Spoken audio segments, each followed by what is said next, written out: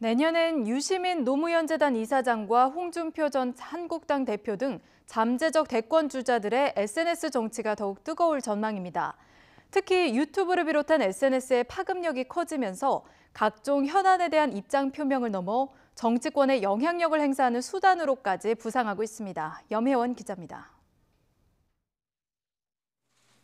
유시민 노무현재단 이사장은 현 정권의 지원군 역할을 자처하며 내년에 유튜브 방송을 시작하겠다고 밝혔습니다.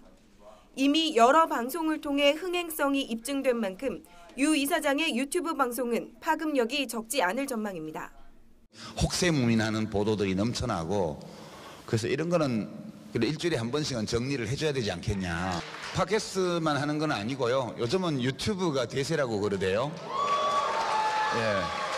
그래서 다 한번 정복해볼까.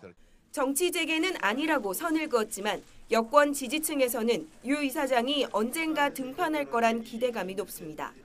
유튜브 방송을 통해 문재인 정부에 대한 공세를 방어하면서 동시에 대권 주자로 영향력을 키울 거란 관측이 나오는 이유입니다.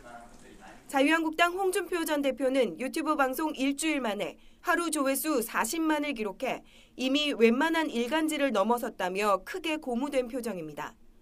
언론의 잘못된 보도를 잡는 샤크 언론을 자임하며 주로 문재인 정부에 대한 공격에 초점을 맞추고 있습니다.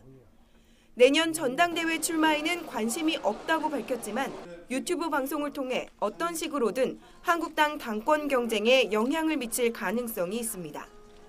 홍 전 대표는 유튜브 정치가 장기적으로는 대권을 염두에 둔 행보라는 점도 숨기지 않았습니다. 이승만, 박정희, 김영삼, 이명박, 박근혜를 잇는 다음 보수 우파의 축을 어떻게 만들어야 할지 생각하는 것이지. 여권의 가장 강력한 대권 주자로 꼽히는 이낙연 총리는 페이스북과 트위터를 통한 소통에 능합니다. 재정부 질문이 있은 뒤엔 어김없이 SNS 인기 영상으로 주목받는 것도 현직 총리의 이점입니다. 보수 야권 대권 주자 가운데 선두를 달리는 황교안 전 총리도 페이스북 활동으로 지지층과 접촉을 이어가고 있습니다.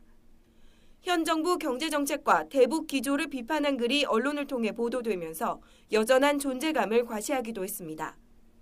페이스북과 트위터에서 압도적인 팔로워를 기록하고 있는 박원순 서울시장은 다양한 방식으로 정책 홍보와 자기 선전을 벌이며 영역을 넓혀가고 있습니다. SNS가 정치인의 소통 채널로 자리 잡은 지 오래지만 지지층을 결집할 수 있다는 효과만큼 공격의 빌미를 제공할 수 있다는 점에서 양날의 칼로 인식되고 있습니다. YTN 염혜원입니다.